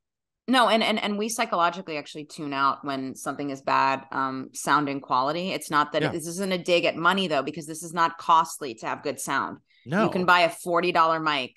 Literally, I mean, that I take on my travels. That's a snowball, right? That's you, right? That's what I started with. Snowball, exactly. Because I have my studio space back in New York, but this is my look at that little thing. Yeah, look at TikTok realness. Yeah, this was a package of 2 for like $20 on Amazon. Yeah, they're not and brilliant. You sound good. They're not this, but like No. you know, they're good enough that you can pass it if you need to. I think the problem is that, and let me just say this again, it's not about money and it's not about red tape or whatever. It's just about quality, meaning, do you give a shit enough when you're making your thing? That's really it. Just give a shit. That's all we're asking. Just tell your story, but also care that we can hear it and care that we took the time to tell the story that is, the people can see. That's it. Just give a shit. I mean, that's really it. It's also baffling to me that people would put something like that out there if it's not like 1,000% good. Yes. Like I would be crawling out of my skin if I put something out there that was not like exactly what I wanted it to be. And I know this for a fact because the first time that I self-published my book, well, the only time I self-published my book, but when it first came out, the first time that I self-published it, I hid that thing in a hole because I was so like, this is not what I wanted it to be. Things happened with saving the manuscript and things overlapped and it was not okay. And I hid it. And it just like, I was uncomfortable with that book for 5 years. Make something you're proud of, but it doesn't have to be perfect. Make something you're proud of. Of course there's going to be, yes, exactly. Because the original Writing the D with Dr. Seeds, my show that got on Amazon, the original Writing the D with Dr. Seeds was, taken from the train, but it looked great.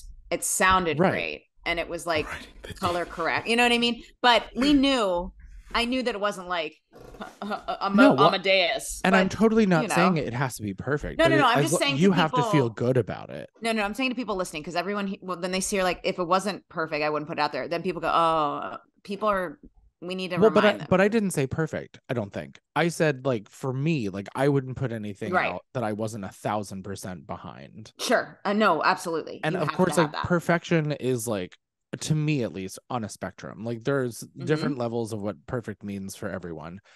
I see perfection in flaws, or what is perceived as flaws, because it makes it real, it makes it interesting. So like I don't want to make it sound like there isn't a single flaw in my book, but it is something that I'm so proud of now. Oh yeah. That I have like invested the time and the money and the resources and the team and the people and the things, everything, all the other shit behind it, that I can now hold it and be like, this is my fucking book. Whereas instead it's like, oh yeah, I have a book, I wrote a book. And let's get into this, y'all. Let's get into this. Let's do it. There are 3 people sitting on something that has been manifested. We are currently talking to each other on a show that has been manifested. You thought it, you built it, you created it. We're having this moment right now. Correct. What I found very interesting about SAG-AFTRA versus equity is that people who sit on council there most likely have produced. They have created. And I think an important part of progress is having people who know how to build. And that to me, even in this moment, when it comes to careers and people who survive and thrive in this business, I think something that we don't talk about enough is the audacity to follow through. The audacity. It's our production company. That's our production company. Literally the audacity. The audacity. The audacity. But it is. But you're 100% correct, because we have the audacity. I have said this on interviews. I will say this until the day that I die. Davon, you might even know this, but they're in the Bonnie and Clyde musical that Frank Wildhorn wrote ages and ages ago. I'm a huge fan. The score is gorgeous. I got to do it in 2015. 15? Yes. And there's a line, I was not Clyde, I was the other guy, but there's a line that Clyde and Bonnie have together where she's basically like, oh, what do you do and leaving town? And he's like, I have dreams. And she's like, everybody has dreams. And he goes, yeah, everybody's got dreams, but I've got plans. And I remember the first read through of that, I like threw my script. I was like, oh, because that's the difference. And that's what you're talking about with like the audacity to like do the thing and follow through. It's everyone has dreams. Everyone's like, oh, I want to write a script, or oh, I want to produce this and the next thing. It's like, okay, well then go do it. And work on it. That's the follow through. That's the plans. That's the part that matters. And Sarah and I, you and I've talked about this before, where it's like, manifestation, like people can sit around and be like, oh my God, I want $1 million, I want $1 million, and just like expect it to fall out of the sky. Like, no, you have to like go work for it. And that, I think, is the perceived online missing piece of what manifestation is that you actually have to take action to get it. Yeah, you're not You're not owed anything. No. And other than what you follow through with and declare. There's nothing really just that's gonna, I don't know. There's what is that called? It's like it's Nepo baby, but it's not. It's literally privilege. Yeah, it's just like it's not. I mean, yes, privilege highly exists in our industry, but I think what the issue is a collective. You can't just assume I am owed this. It's the entitlement. And it's like, that's it. The assumption that like, of course it's going to happen. And like, I have of course it's going to happen too, but it's because I know that I'm going to show up for the thing and make it happen. And I was so against the whole like manifestation thing because it felt very much like, oh, if I just sit here and chant for 2 hours, like something will happen. And like, because I didn't know. And you didn't know. Can't be faulted for what I didn't know.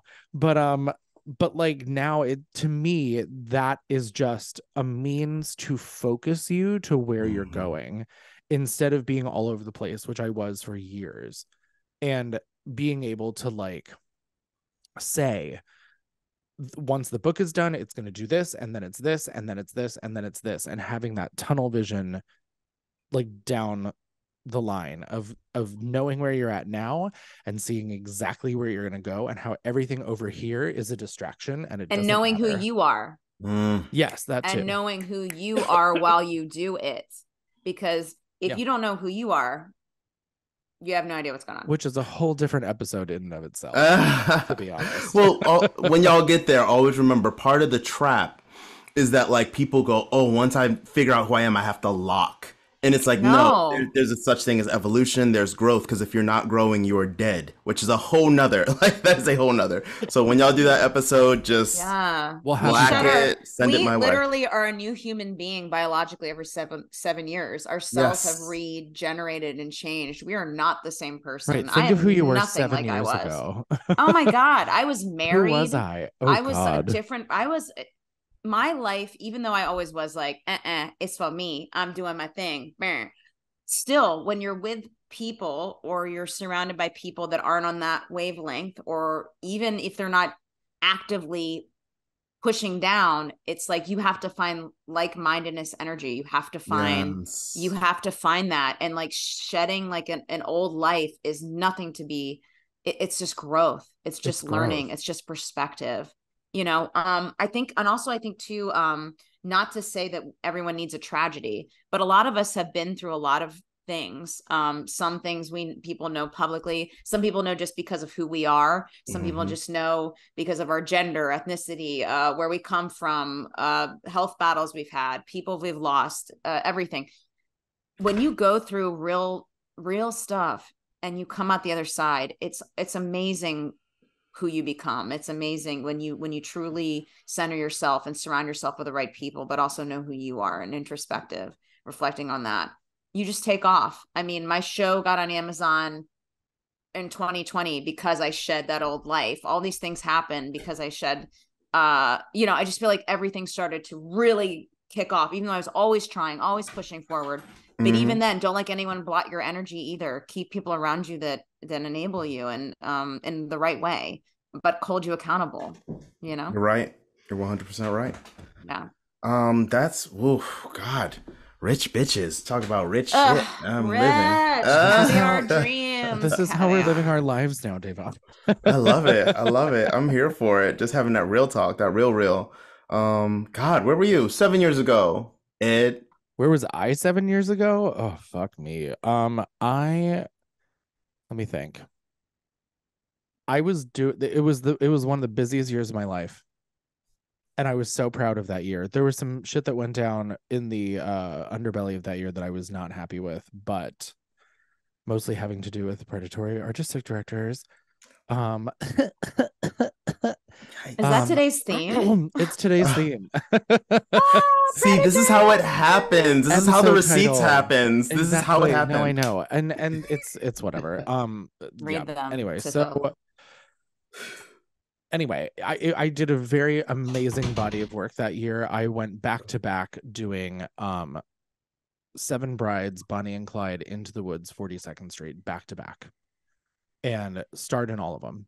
And I was so proud of self and the body of work that I did, especially wrapping that year up in a bow with 42nd Street, which was like the full circle list of all full circle moments. It was the first show I ever saw on Broadway. Like, it was a whole thing. And so being Julian was like exactly what I wanted for my life. And that year, actually, the 7-year mark, 7 years ago, is really the catalyst for where I'm sitting right now. Because I went through that whole year. I was burned out. I had essentially 10 months of working back to back with very little break in between. Not that Into the Woods was difficult, because it was on Nantucket and we were a mile from the beach, and I would ride my bike to the beach every day. So I was not pressed. It was Nantucket, you damn. It was the best. It was one of the best summers ever, although situations. But I was burnt out. I came back to the city and I was like, I need to get a boring desk job that I can just sit at and decompress. And then that turned into, I got a boring desk job that I could sit and decompress and write an entire book at. And that was also the year I created Baritone, and that was also the year that I did Mamma Mia the first time that year at the Engelman. And it just was like, it changed everything. That year was why I'm here.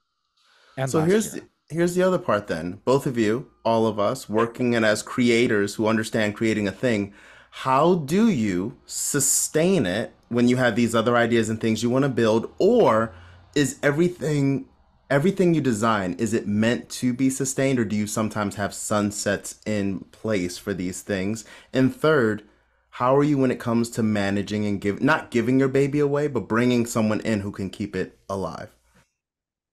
Can I answer this one first? Yeah. Okay. I think that I create things without an expectation of them being sunset or otherwise.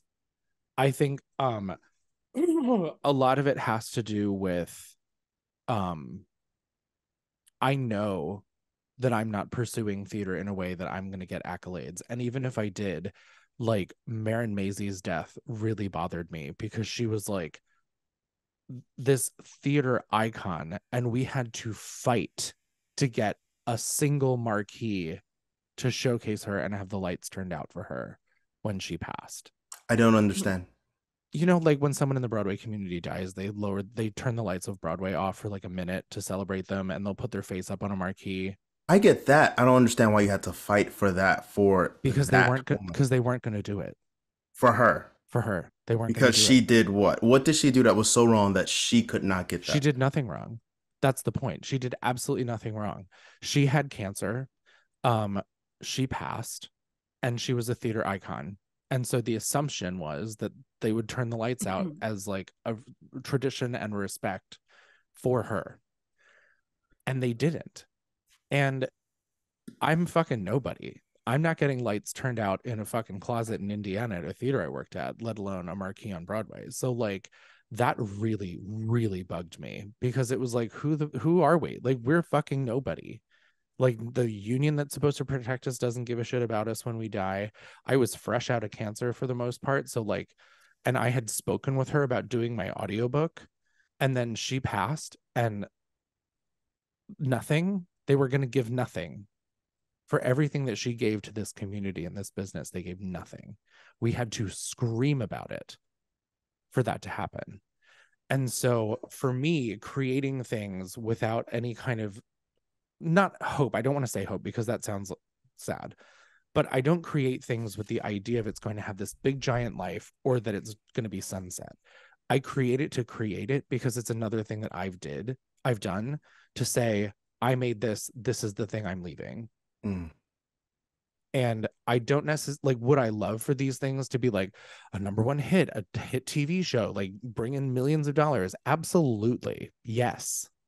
I wanted Baritone to be touring the country and have a company on different cruise ships and like just be this conglomerate. And I was told no at every turn because it was too gay. It was too like alternative for the Midwest audience, which is garbage and not true.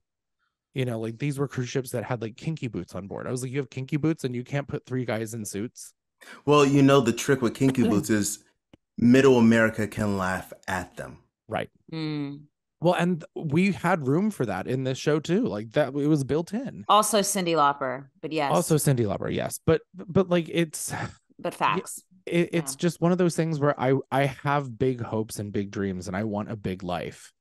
And you know, it's one of the reasons why we chose the name for this podcast. I want to be a rich bitch, because I fucking do. But if it doesn't happen, I will at least have a body of work of things that I have created that I care about, that other people have been touched and affected by, that maybe for a single generation beyond me, I will be remembered. You know, I mean, and I will, again, always point to musical theater and music lyrics for therapeutic reasons. But Aarons and Flaherty have a show called The Glorious Ones, and there's a song in there that the whole thing, the song is called I Was Here, and the idea of it is that why do we do these things? And it's to have something to say, I was here. Because once you're gone, you're gone. So that's my answer. Sarah. Oh, Sarah answered first. She gave the 7. But yeah, talk to us about that sustaining, that sunsetting, that Well, I want to hear Davon tell us as well, but I will say, I've already exceeded some of the things I was going to do with just the idea. My first big creation, my show, Riding the D with Dr. Seeds. It's about mental health. It's about a non-licensed psychiatrist who rides the D train in New York and tries to fix people because she's kind of had a break, a psychological break. And she kind of creates her community, her tribe in the trains of New York, which are the most chaotic, unfiltered, fabulous, dirty places of all time. And no one had made anything about that. And I had created, and also I'm a crazy, funny bitch. And I was tired of going into auditions where I was always, she's the girlfriend. She has no backstory. Look at her. She's just a girlfriend. Don't we love that? She's not funny. And so I had to create that for myself. So really, I created Dr. Seeds as a vessel just to show, girl, she crazy. Look at this. Look at this crazy humor. I'm slapstick. I'm insane. I love it. I love bringing Lisa Frank and It's Always Sunny in Philadelphia together. You know what I mean? I love what a childish. I love the childish weirdness of my humor mixed with like, it's really not appropriate. So when I made Dr. Seeds, it started as something small, became something so much bigger. We raised almost 30,000 to make the pilot. And then that was because though I brought people in. I learned that first off, no woman is an island. And we need everybody. We need these wonderful people in our lives to create anything. Truly. Yes. Just because the idea came from here, I needed other people to create this with me. And that's where Lindsay Elizabeth Hand came in. And that's a friend of mine who's a wonderful producer. She has her own production company called Edge in Motion in New York City. And she produced the TV pilot full on with that money that we raised. And we created this. And something I learned through creating, I mean, we had like, I don't know how many people, like 50 people on set. I was able to Taft-Hartley like 7 or 8 and make people union rather. For those who don't know, Taft-Hartling is taking somebody's non-union and making them union. I was able to do that and produce it and create and be just my actor-y self though when we were shooting. But none of that would have been possible. It was just me. Zero. None of it. It would have been an idea. I would have talked about it for 5 years and it wasn't my baby. That's the other thing. We cannot be so precious because if the more that we constrict, the less people can reach in and assist and collaborate with us. Cause this is a collaboration. Life is a collaboration. Art is a collaboration. It is not a solo project. No one's making art just for them to look at it. And if they are, I don't know what that is. That's masturbation. If you want people to see your thing, which is why we go to galleries or why we watch films or we go to see plays, the audience is collaborating with us. Anyone who's seeing it is creating with us. So, so that honestly took off when it got on Amazon and then got Emmy considered. And then I got into the Television Academy from it. That was not where I was going with it. I just wanted to make something. And I feel like I've already exceeded that. So to be honest, like, yes, I do want to be Kikiraka, Shonda Rhimes, Hello, Sarah Seeds, hey. And I'm pitching 4 shows in later this year with my reps. I'm going to LA to pitch some more. I'm back in action post-COVIDia, pandemia. But I really think I'm not precious about it. I don't know where each one would go, but like you were saying, it's good to have a plan, but it's also good to be able to roll with it. Like with Dr. Seeds, like we were going to shoot on the train, on the subway train, the D train, not the live train. We looked at the museum, way too expensive. Then we went to the firefighters used to practice on a D train to rescue people and stuff like that. But Louis had shot in there so many times for free that it was kind of like out of the picture. So we were like, what do we do? Because this was literally the whole point, is to shoot on the subway. Guess what? We didn't fucking shoot on the subway. We got 3 flats and created our own D-Train warped set. We had a street artist come in and do all the pop like graffiti. And we spray painted chairs that we could move around so it looked like different parts of the train, but it was only one rectangle, one little half of a rectangle. And it worked. It worked. I was like, I want to put flat screens. Then I started to really think even more within that box. I want to put flat screens in every window, and I want the train to be going all different directions because this is her world. This is her canned audience. This is her show. She's in a different planet right now. This is her time. And so it created this weird stylized show that I did not set out to make, but I made because of the collaboration and because of the limitations and the setbacks. So I do have ideas. I have, a graphic novel thing I really want to make. It's like female Harry Potter on acid. And I have other funnier, I have horror things. I have other things I want to do. And I do see where they can go, but I'm excited to see where they don't go and where they do go and who is with me and who's not with me. Let's just make it. Let's just do it. And I feel like I've already succeeded. Honestly, I don't really. Truthfully, you have. I mean, truly.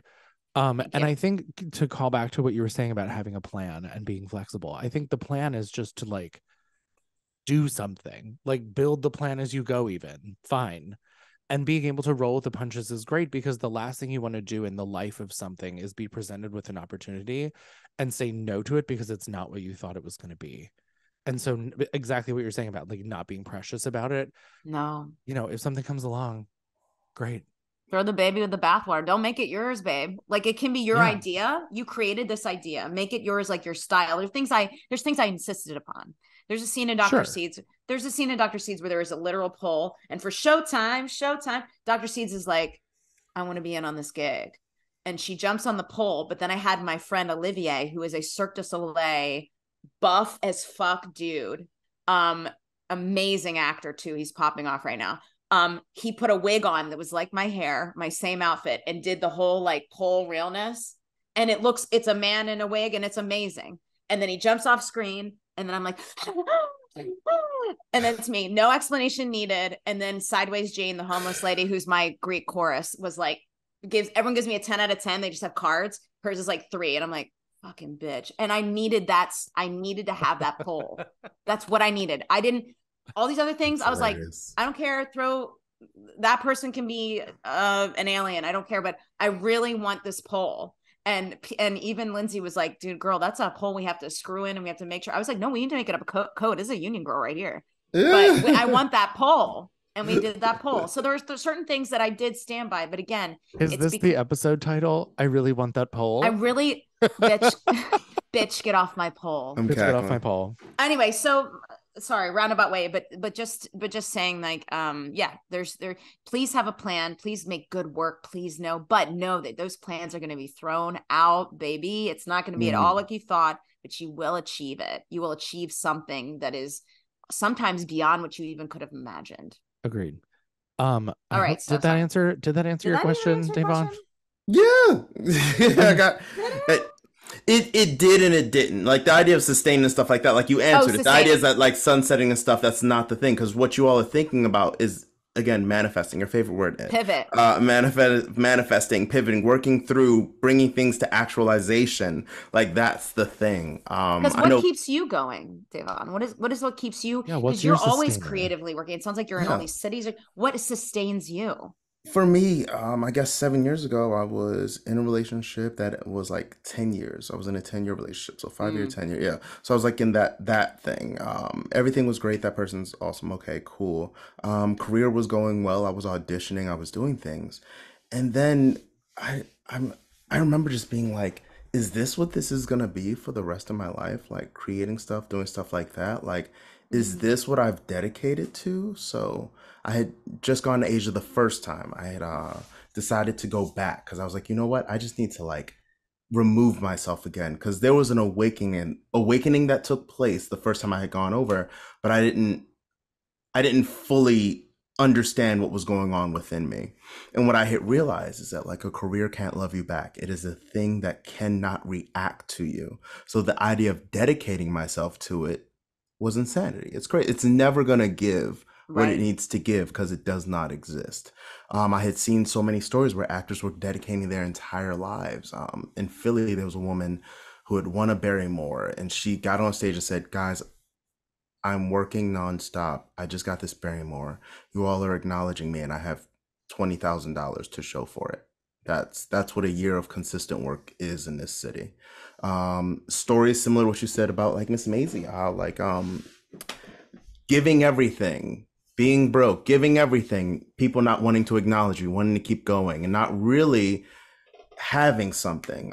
So then I sat there when I was overseas. I remember I was just at the beach. It was a moonlight. It was a full moon party. Two mountains to the left and the right, looking out at an endless ocean. The moon was right there, illuminating everything. The water was warm. There were cows because on a certain part of the Hong Kong Island, you cannot cage cows. They have to be allowed to roam free on this land. And I went, oh my God, I don't dream of labor.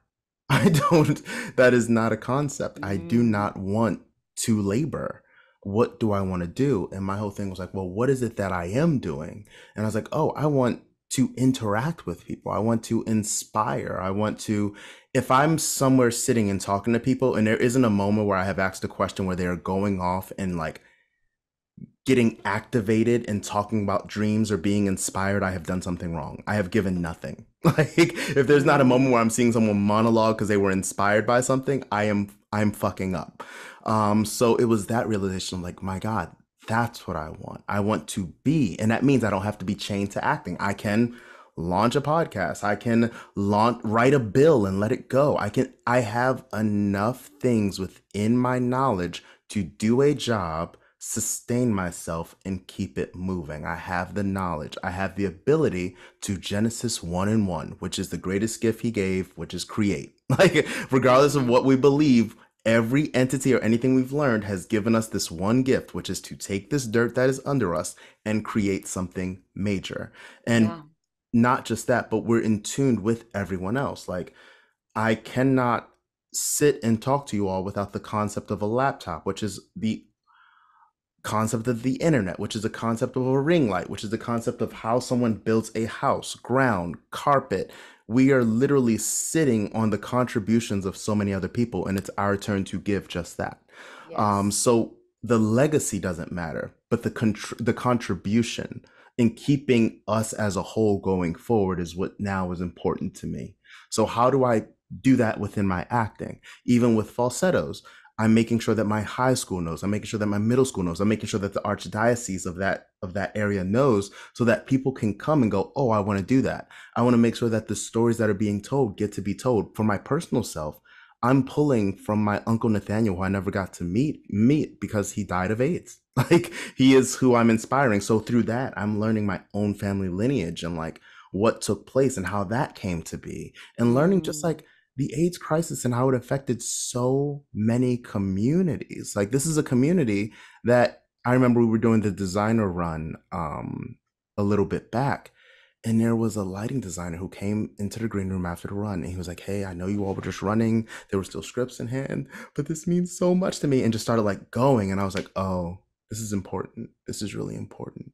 And on the flip side of that, starting, like you were saying, pitches. I want to start pitching these stories that I've heard. Because what I was saying earlier, like, how do I let these things go that people have told me? And the only thing I know how to do is create and produce and pitch and like get people to like see this from that point of view. Like, it's important for people to know, like, we understand things like sexual assault, but we don't understand what happens years after. We don't understand like how one thing can trigger someone and send them back. We don't understand how the ramifications of how it affects a family. We don't understand even small things of like what it means just to experience a small moment of joy. I remember there was a kid in Asia who had come to see the Lion King show. And it was something so unrelated. I think like one of the actors cracked or fell or something like that. And it made this kid laugh so hard. And I was like, oh, that's funny. And the parent like was really emphatic about like coming back and meeting us. And she meets us and she's like, I'm just so happy. Thank you, blah, blah, blah. And we're like, you're happy about the mistake? And she was like, no, we've just been like trying to connect with our child. Something horrid happened. And like, we just haven't heard him laugh in 3 years. Oh. that was the moment. And it was like, oh, you know what? There's something to this. We have to keep doing. We have to have the audacity to even go beyond what we think. Like audacity. That's my thing now is like, how do I get these stories out there? How do I pitch? Even now, like I'm looking at people who are on my team, like reps and stuff like that. Cause now it's like, I've been with my agency since 2016. And now I'm wondering like, well, who else do I need to add? Who I need to subtract? Not because like there's something wrong with my team. I love my team, but there are bigger things we need to be doing, you know? Right. Yeah. And that's all of us across the board. And the one thing that scares me now that I'm having this awakening of like, I don't dream of labor, I dream of inspiring, is like, I have to be very aware of when I'm becoming complacent or when something is becoming something more than what it needs to be. Has it served its purpose? A burden. Is it becoming a burden? Is it becoming a burden? And that's what I learned about the receipts. The deed of the receipts is done. We did everything that needs to be done, but the work continues. That shell, which it was living in, it's done. It's time to put it in a new casing. And with these creative juices and stuff like that, the new one is there are studios, there are shows, there are movies, there are podcasts, there are so many other platforms to get people to do the simple thing, which is listen, receive, and achieve an evolution. Yes. Wow. I love that. Well done. Thank you. God damn it, Thank you. I really appreciate it.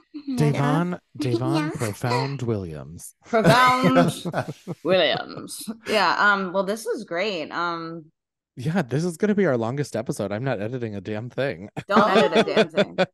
Don't. You can't. We don't listen. We're not. Except for this stupid thumb. Why is it going? Like I want that to happen. I'm gonna update it because I'm sitting here like this with my mic, and it's like, oh, your thumbs up. Okay, it's stupid. Wait, what happens if you like do a heart? Does it make a heart if you do a heart? Okay, she's a bitch. She's just it's only she's thumbs just up thumbing or you. hand. She was like, okay, cool. Don't edit. Right. Yeah, that's what she did. Well, Zoom this was fabulous. I think this was especially fabulous. As I first guessed, it was fab. It's incredible. How wonderful. This was wonderful. This is rejuvenating to me. You're also the second guess is Fran Drescher, right? Second guess is Fran. Mr. Sheffield. Yes, Mr. absolutely. Sheffield. You're also giving us like some young Eddie Murphy vibes right now, which I totally love. I love Eddie Murphy. I have red pants now, so I can fulfill the fantasy of Eddie Murphy now. I love. Done. Davon, you're a delight. I'm so glad you said yes and you were able to do this. I love you as a human, and I love what you do always. And I love that we've met before indirectly. Isn't that Ed, I love and adore you. Sarah, you're great. Oh my God. Oh, y'all are awesome. How can our listeners follow you? Or do you want them to? Where can they find you? What do you want? Yeah, if you like to laugh, like again, every now and then I'll throw something profound, but a lot of times I'm just being goofy. So if you like to laugh, please follow me. If you're looking for something profound, just check in every now and then. No, still follow me. Like I think jokes are profound. Follow her. Great. Where can they follow you? What's the best place? Put in @daywilling. I live mostly on Instagram. Same. I kind of pulled back from TikTok because I'm assuming it's not going to be around in like a year.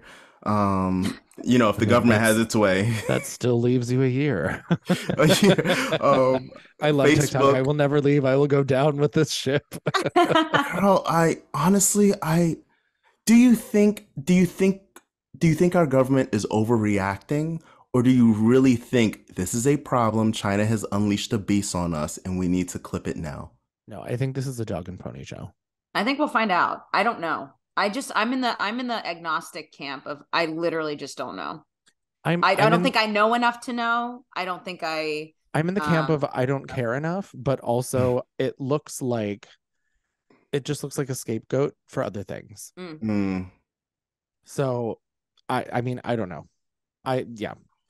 that's a different episode. But yes, I think that is how I feel. I think that it will stick around for as long as it's going to stick around. They keep rolling out new things. Other platforms keep doing things to try and compete with them, which is really wild to watch. Yeah, it is. Because this is like what I do for work. So like this is the thing that I have my finger on the pulse for. And it's really wild. And I think I optimistically want to say I think we'll be fine and it's not going anywhere. But I hope so. We'll see. Yeah. I mean, and or maybe we'll find out it's getting us all and it needs to go. I don't know. I literally just don't know. Totally. And I will also say to that any information that they're quote unquote getting from us on this app, they can get from us on any other app through various other means. They can literally buy it. It is on the market. So like you're not getting anything new, really. You know, I mean, there was that whole era where Facebook was getting fingerprints from us to unlock our phones. So like, I mean, and then Cambridge Analytica of it all happened. So like, am I worried? Not really. They already have it. I don't care. They got it. I don't know. I just don't know. I don't know. Yeah. I get why it is different for people because it's not an American company. I see where that's all coming from. So I don't know. I think it could go either way and we could find crazy shit out or we could find out it was a complete waste of time. Honestly, I think in a year we're going to forget about it because the bigger issue is going to be AI and how all of us are using or misusing it. It already is. Yeah, you're right. Yeah, it already is. I don't think it's a problem. I think there's room for it to be really amazing. And this AI as is will make people millionaires. It just will. Like people like you and I will figure out a way to use it. And I'm not kidding. And it'll make people rich as shit. The pandemic made multiple new millionaires, my boss being one of them. And you know, it's with new innovation and invention and tragedy always comes wealth. That's America, man. Sure is. Really biggest disasters, biggest opportunity. Correct. So yeah, to end on an upbeat.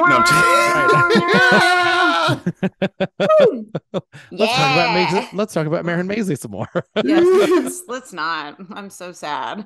No, I know it was heartbreaking, but yes, no, I mean, but yeah. So I mean, this is our longest episode, which I'm so happy to bestow upon Davon because. Yes.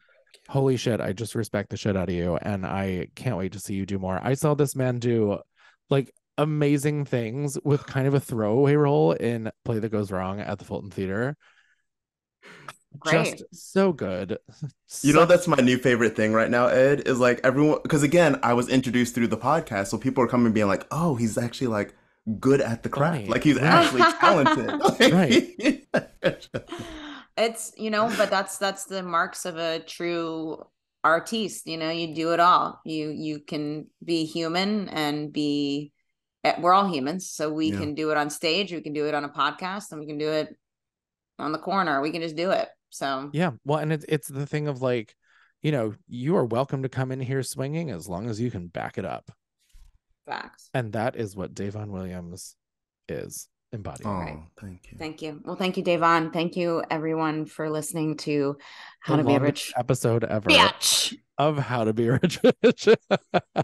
Give me the dollars. You're so rich.